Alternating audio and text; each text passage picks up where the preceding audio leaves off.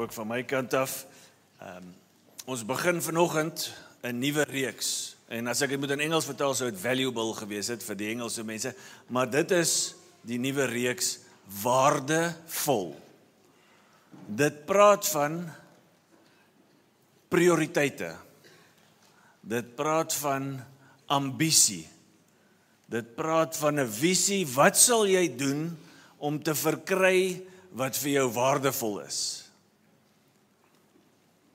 En die rede hoekom ons oor hierdie tema preek, is die mens het 'n ongelooflike manier om waarde toe te skryf, absolute waarde, aan iets wat nie absoluut waardevol is nie. Die mens het 'n ongelooflike manier om dit te doen. Ons ambisies in daai goed te sit, wat ons dink is absoluut waardevol. En dan wat ons doen, soos 'n vuurtjie, is ons sit al ons energie, moenie dood gaan nog nie, ons sit al ons energie en ons effort, ons kalender in dit in. Maar soos jy weet, as daar nie intervensie kom, wanneer prioriteite en wat waardevol is, verkeerd gedefinieer word, sorry Marshall, amper brand ek jou af, dan gaan die een wat dit najaag brand, seer kry, daar gaan pyn wees.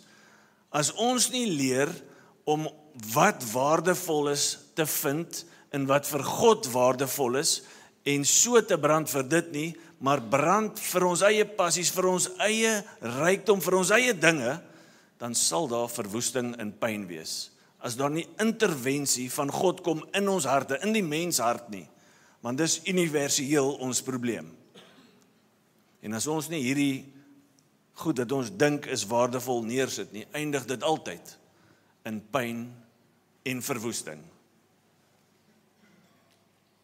En dis dalk hoekom Jesus in die beste preek ooit vir sy disippels die volgende gesê het: jy kan nie God en mammon dien nie.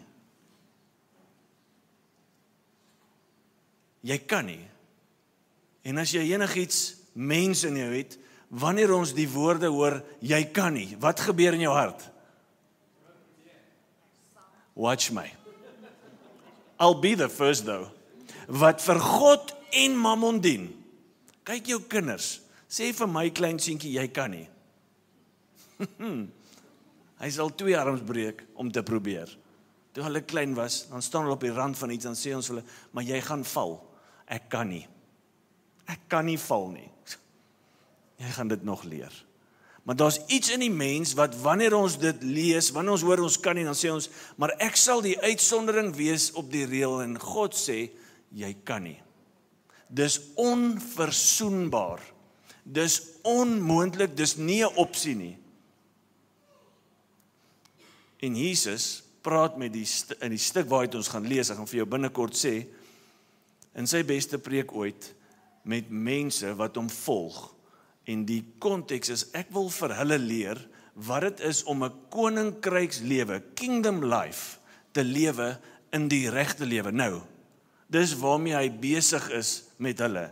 En een van die eerste goed wat hy vir hulle sê is, julle kan nie vir God en mammon dien nie, dit gaan verwoesting bring. Dis die misleiding van wanneer ons dink ons kan. Kyk gou daar 1 Timoteus 6 vers 9 voor ons by ons skrif kom, 1 terug.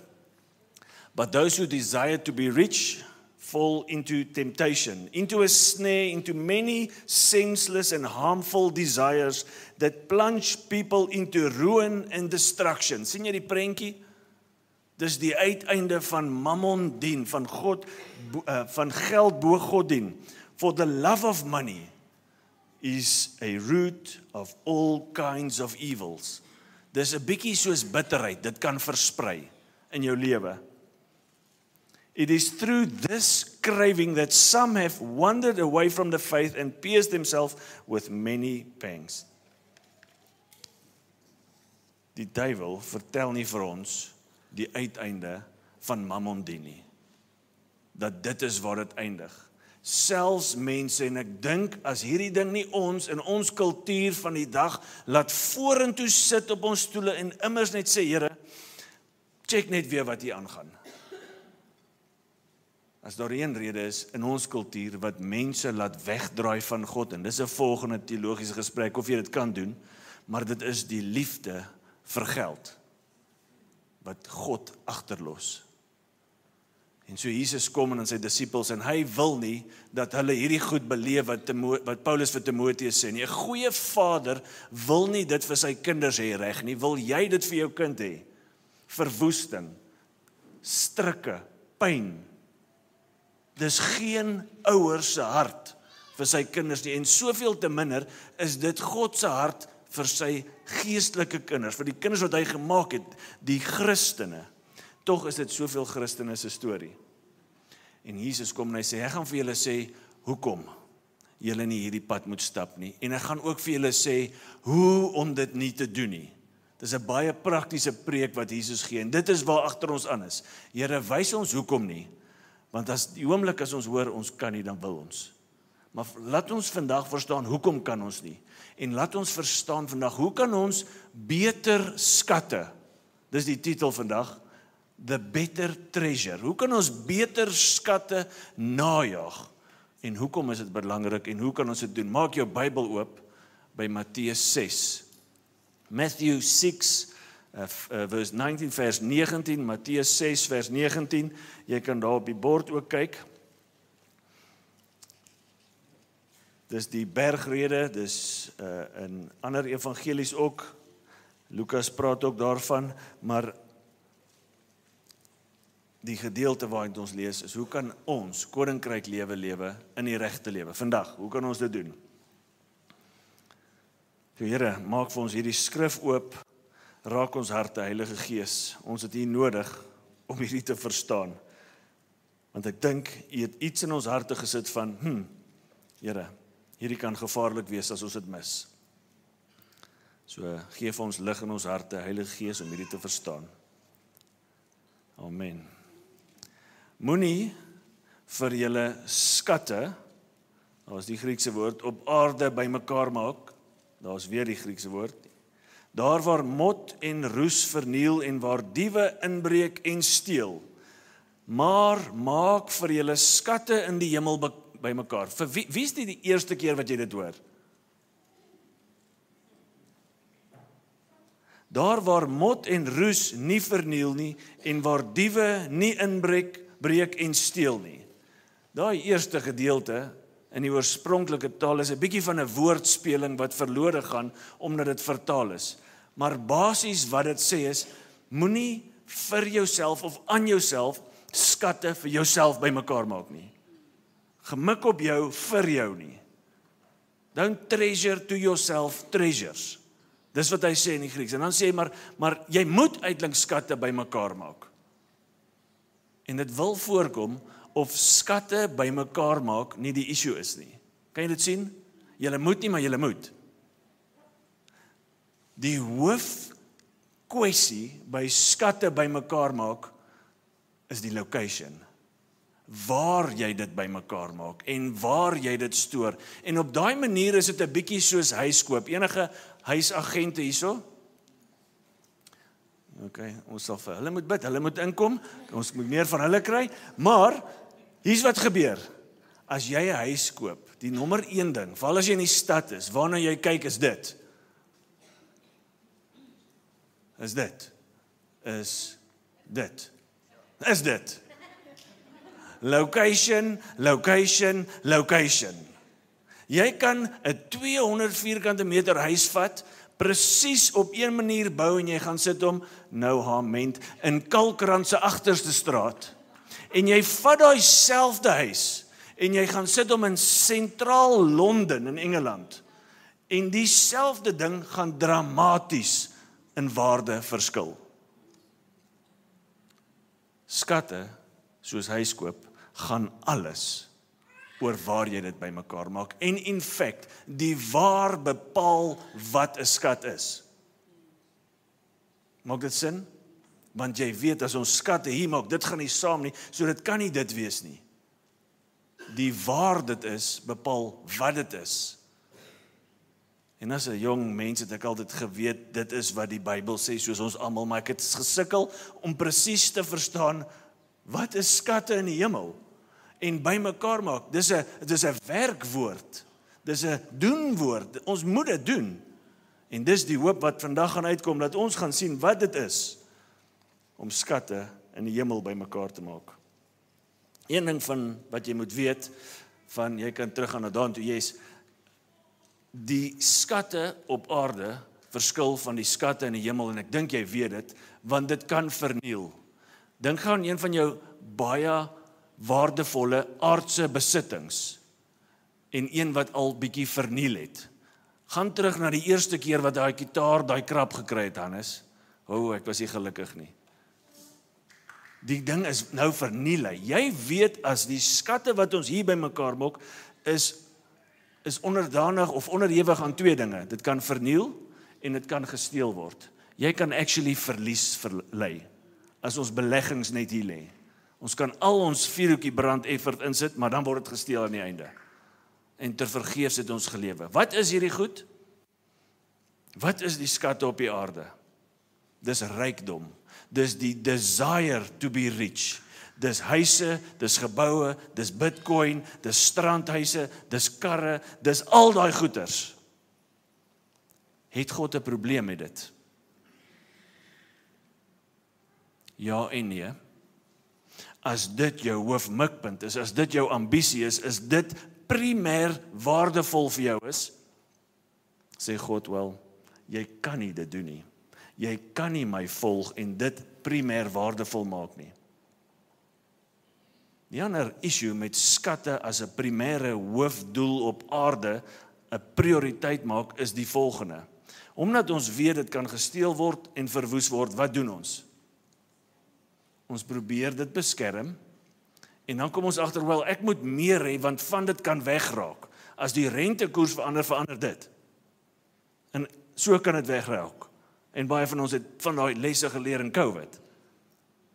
En omdat ons weet dit kan wegraak, en weer, ons moet nou meer en meer kry, raak ons angstig.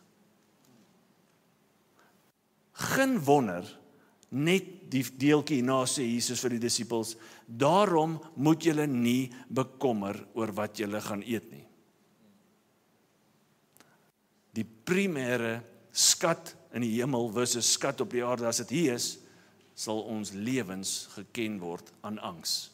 Want jy weet dit kan wegraak, en jy weet dit kan minder raak. Wat is skatte in die hemel? Voor ek daarop kom, wil ek weer sê, God is nie teen rykdom nie. Hy is teen dit as dit jou God is. A righteous man leaves an inheritance for his children's children. God is nie teen dit nie. Gaan lees die stories van Abraham. Daai was Spreuke 13 vers 22. Hy is nie teen dit nie. Maar as dit jou hoofdoel is, as dit in die middelpunt van jou hart is, en ons kom daarby, want dit is deceiving. Meeste van ons gaan sê dit is nie. Maar ons kan nie self daai besluit maak nie. Ons het iets nodig om hier in te kyk waar ons nie sien nie, ons kom daarby. As geld en die desire of riches, of wealth in die middelpunt van jou lewe is, beheer dit jou, en as iets jou beheer, dien jy dit, en God sê, jy kan nie dit dien en my dien nie. Dit is onverzoenbaar. So wat is die skatte in die hemel? Ja, versekerlik is dit die siele wat jy na Jesus toe wys, en Jesus red hulle, dis 'n skat, dis 'n kroon, dit is vir ewig. Maar vanoggend wil ek vir 'n oomblik sê, daar's twee dinge wat ek voorstel op grond van 'n tekste, wat ek vir jou wil sê, ek dink dis waarvan Jesus praat. Hier's die eerste ene. Jy kan aangaan. Die eerste skat in die hemel, waarvan Jesus praat, is Christus gevorm in jou. Christ being formed in you. Kan ek jou gou 'n vraag vra? Dit praat ook van die vrug van die Gees. Geduld, vreugde, vrede, liefde, goedhartigheid, selfbeheersing. As jy meer worry oor geld as jou geduld, dan is ons klaar out of whack. As ons meer worry oor sente as selfbeheersing, dan wys dit klaar vir ons, waar ons waarde lê.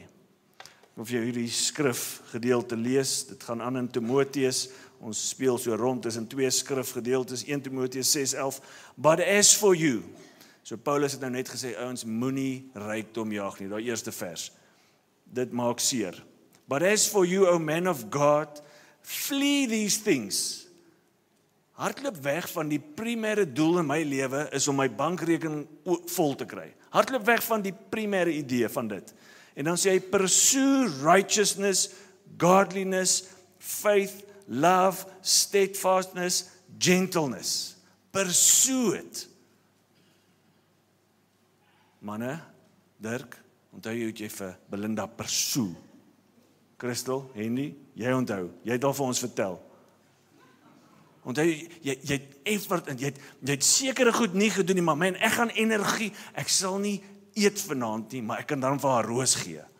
Jy het opgeoffer vir dit. Dis pursue, jy dryf daartoe. Is dit dieselfde dryf wat ons het vir byvoorbeeld die nuwe besigheidstransaksie of die by die skool, wat dit ook al mag wees, die nuwe besigheidspartner, die nuwe inkomste, die oproep van die besigheid waar ek my CV ingegee het ons daai selfe dryf na vrede, vreugde, geduld, steadfastness, godliness. Het ons daai selfde dryf in ons? En dit voel vir my as ek deur hierdie goed gaan, en sê ek net soos, Here, ek kon lankal ophou preek en sê net, Here, help my. Ek mis dit. Ek het U nodig. En hier's die ding, as ons nie die genade van God kry in hierdie area van ons lewe nie, is hierdie idee van the pursuit of riches 'n lethal injection wat na ons dood sal lei. As God nie in die human heart inkom en hy intervene nie, is dit die einde van ons hierdie ding. Hy sal ons opeet. Sit die stem saam.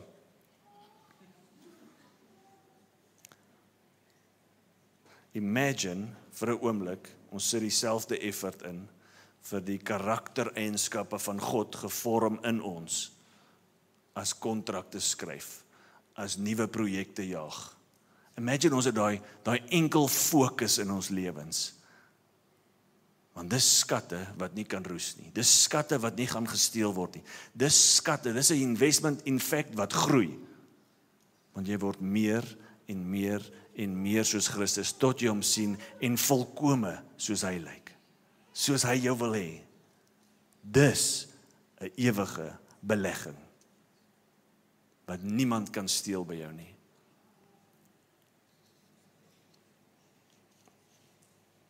Die tweede ene, die eerste een is Christus gevorm in jou karakter.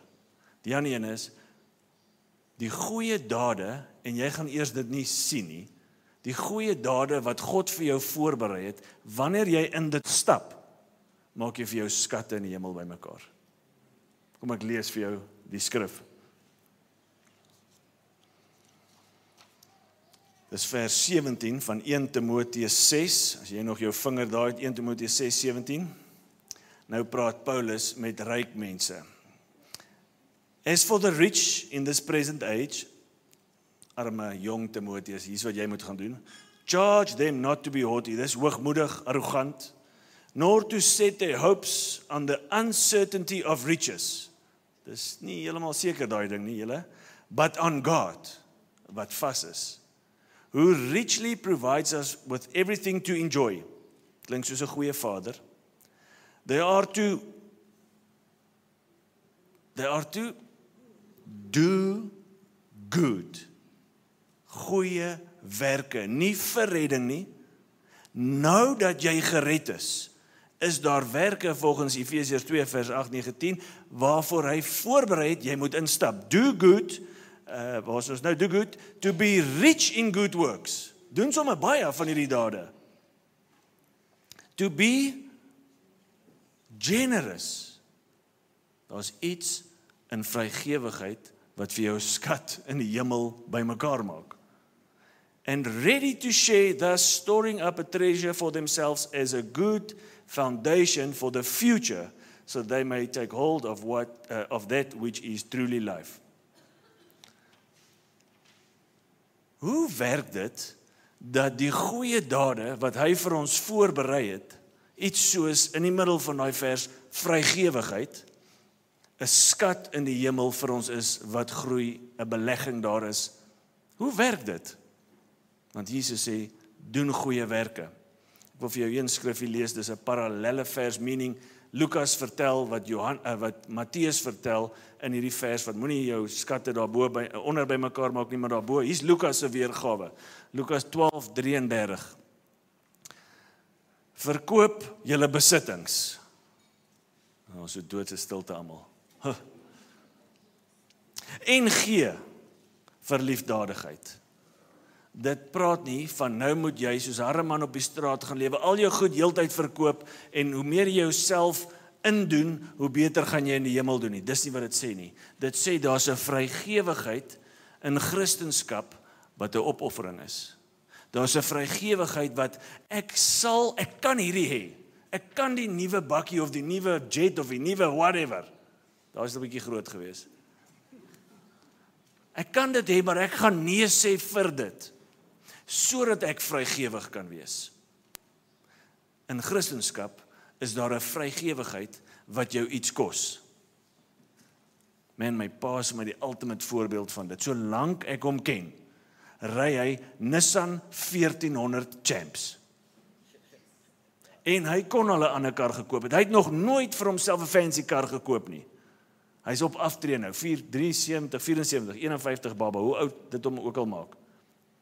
Maar vrygewigheid, man, het ek by hom geleer. Hardwerkendheid ook, maar vrygewigheid. Hy het sy lewe so opgestel, en nou die dag toe sê ek van pa, man, dankie. Dankie dat julle dit vir ons gewys het. Dankie dat julle nooit julle lewensstandaard gelig het nie. Dankie dat julle vir ons gegee het, maar julle het 'n sacrifice gedoen, sodat ons 'n nuwe tennisraket, 'n nuwe skoen, whatever it is. En hy sê so, jy weet, ons het maar sonder geld groot geraak, en dit was mamma, hulle het ook sonder geld groot geraak, so dit was maar uiteindelik 'n spanpoging, en dis hoe hy is. Hy hou nie daarvan as jy hom thanks vir so iets sê nie. Maar man, dit bemoedig my. Dis die skatte in die hemel, al kos dit my iets hier, die skrif gaan aan, en hy sê, maak vir julle beursies wat nie vergaan nie. Spreekwoordelik. 'n Onuitputlike skat in die hemel, waar 'n dief nie kan bykom en geen mot kan verniel nie. Die goeie dade wat ons hier op aarde doen, maak vir ons skatte bymekaar.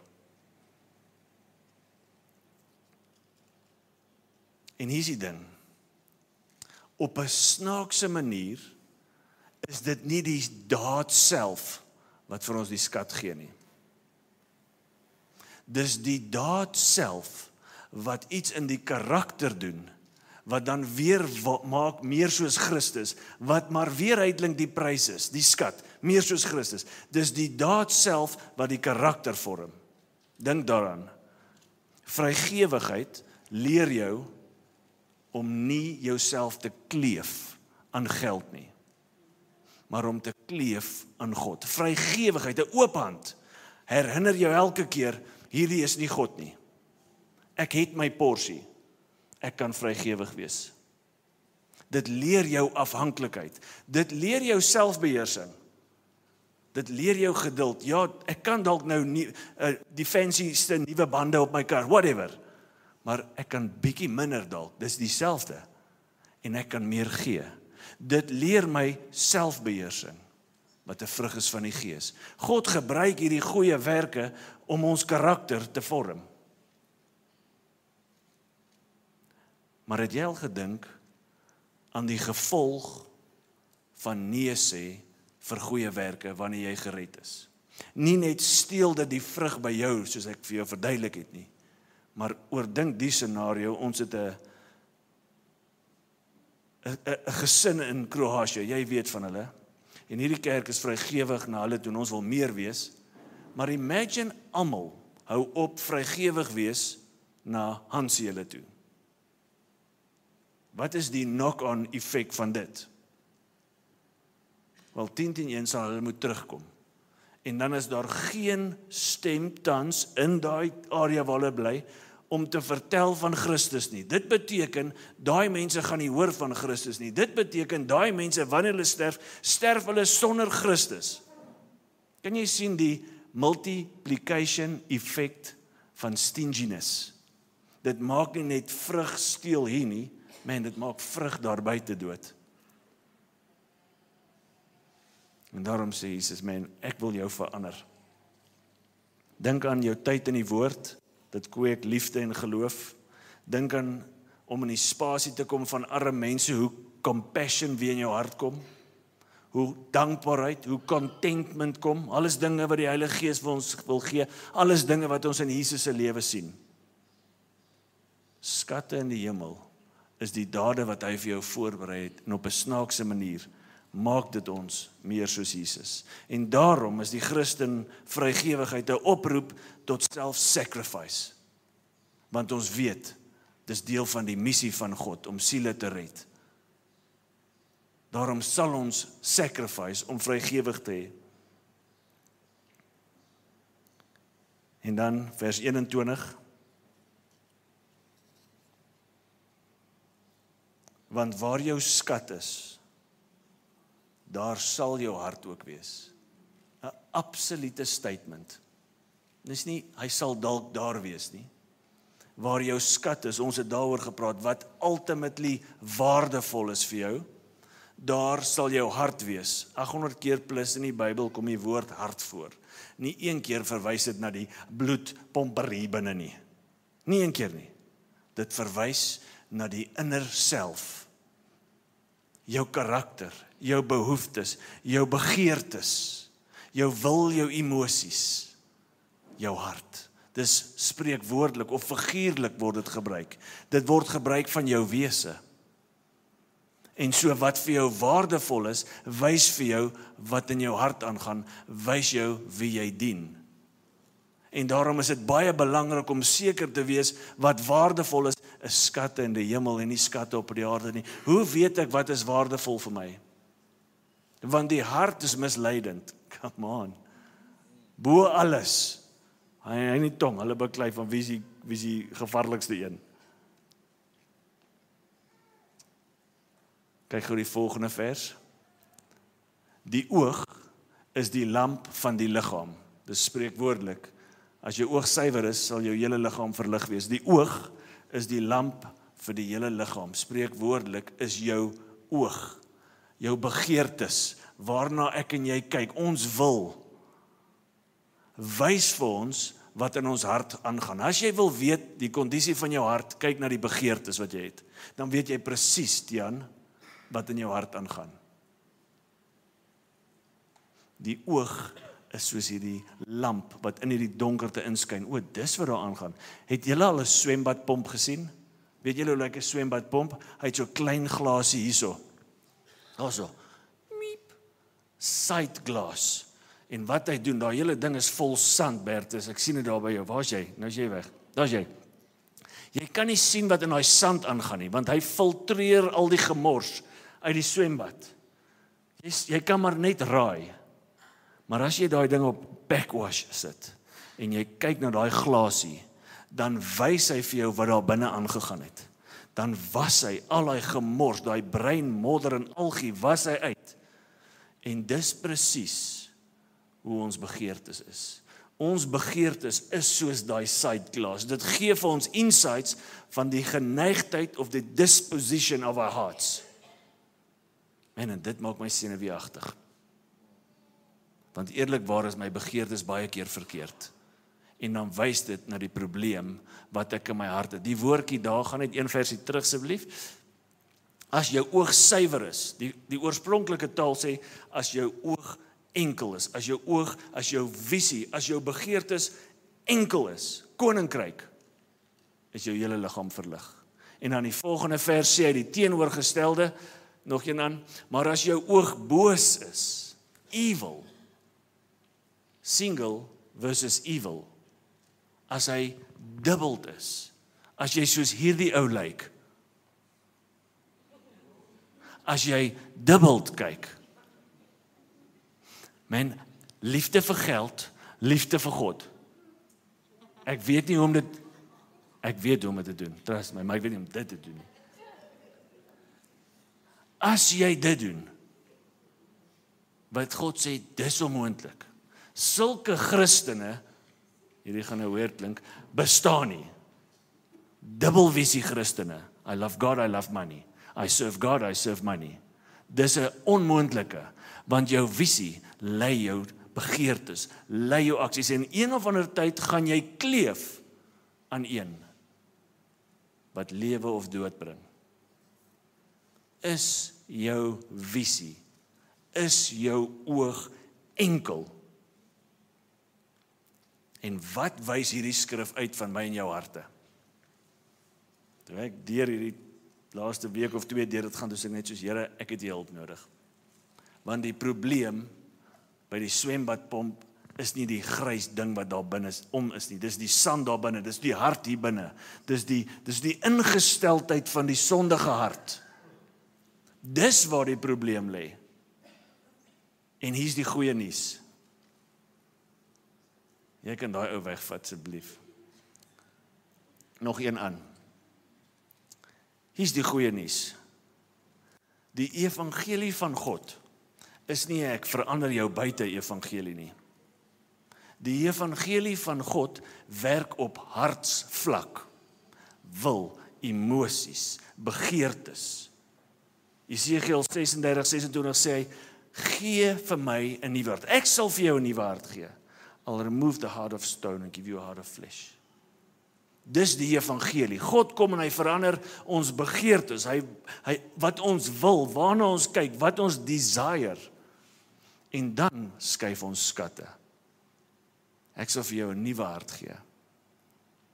En dis al gebed waarop ek neerkom as ek hierdie teks lees. Here, doen dit. As 'n proverb wat sê in die skrif, I will give you the desires of your heart.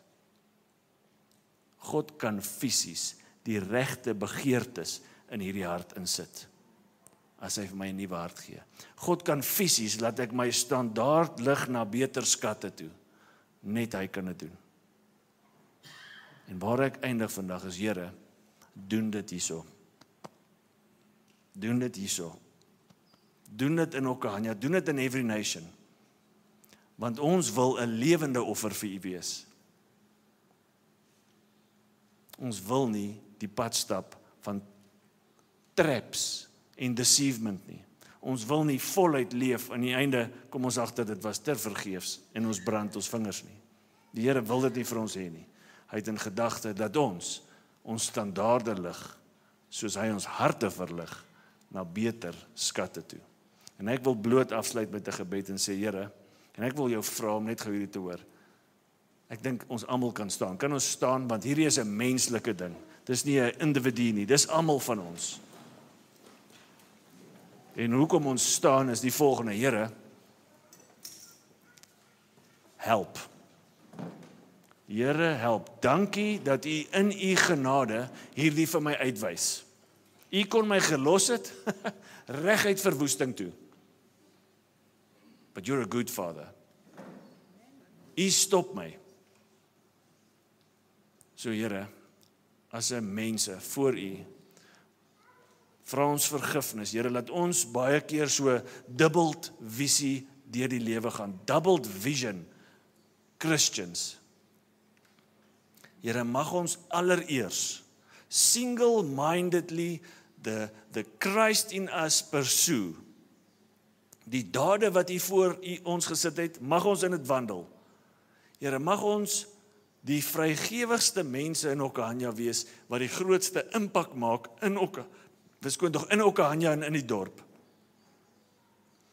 Here, mag ons harte volkome aan U kleef. Here, U sal sorg vir die, soek allereers die koninkryk van God en die res sal ek vir jou gee. U sal daai doen. Help ons om die hardwerkendste mense te wees, maar die vrygewigste mense. Here, ons bely as 'n groep mense voor U en vra dat U ons as 'n gemeente voortdurend beter skatte sal laat soek.